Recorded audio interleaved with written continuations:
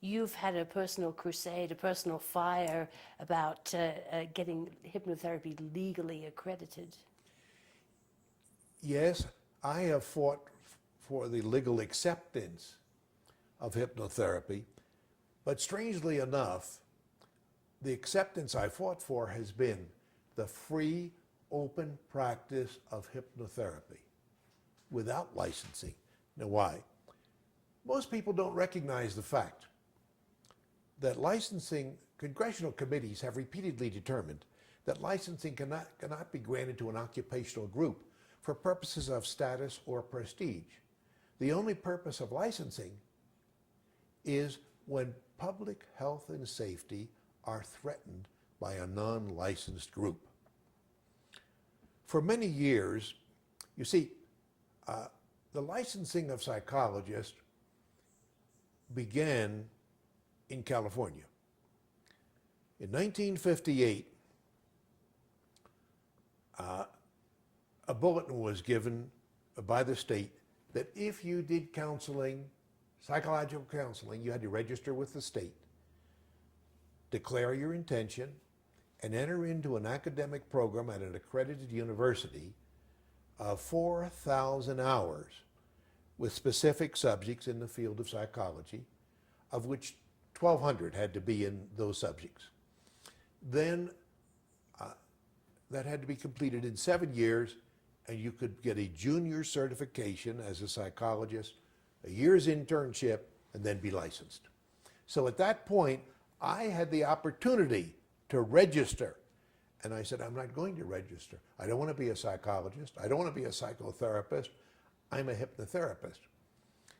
The issue then was, from psychotherapy, if you use the word therapist, as in hypnotherapist, you're talking about diagnosis and treatment, and that belongs to licensed practitioners.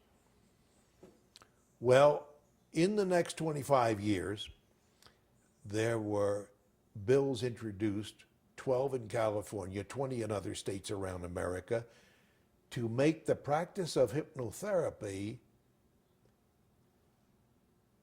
restricted to those who were licensed to practice in the mental health fields.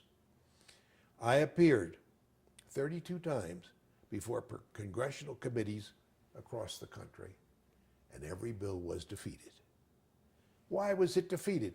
Because the advocates of these bills, psychiatrists and psychologists, would stand and tell anecdotal stories about people who were harmed, and it took them years to undo the harm.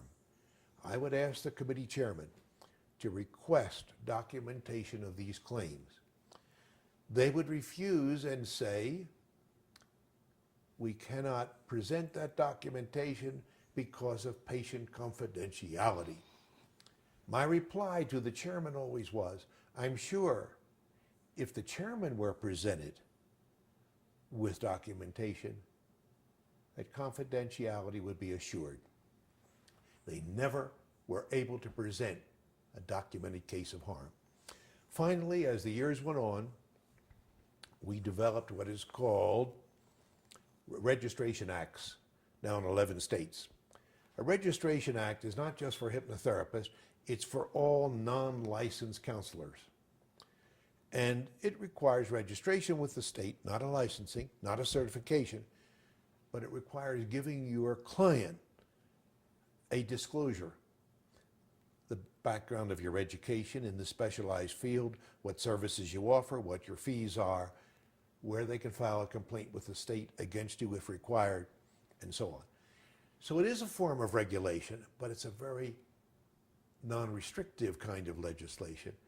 But if there are complaints against you, the state can take away your registration.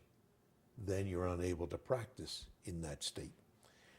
That's what's happening now. Now, unfortunately, there has been a devastating law passed in New York State, only state, in which the word hypnotherapy cannot be used except by those licensed by the state as mental health workers. They allow hypnotists, but there's a prescribed list of things that hypnotists can do, and a longer list of things that hypnotherapists cannot do, or hypnotists, and they may not use the word hypnotherapist. That is a great blow, and because it stands as an antecedent. Hopefully, no other state would begin to feel that, because the only cases of harm that are ever quoted is sexual interactions.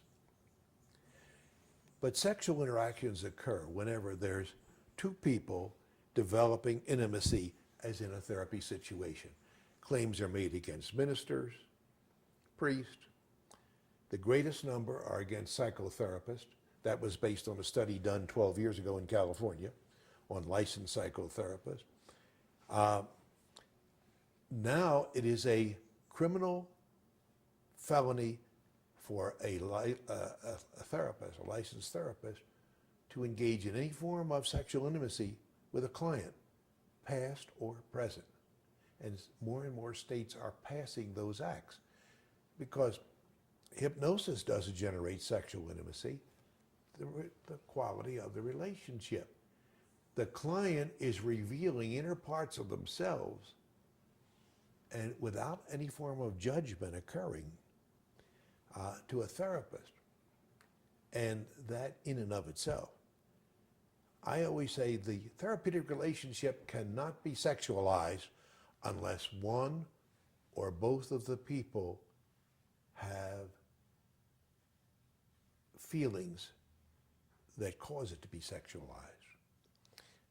So these detractors have really no substantial evidence of ineffectiveness Never or been able to weakness. present a single case of harm. Now, that's not true in all countries. In Israel, it must be a licensed medical or psychiatric practitioner, which came from one case of a woman who said she was harmed psychiatrically with hypnosis. Germany is just beginning to change laws. Australia, there were 5 or 6 states that had laws restricting hypnosis. I went to Australia twice to fight against such laws, and with that and the follow-up of associates in Australia, all the states now are totally free. There's still a mild restriction in Western Australia.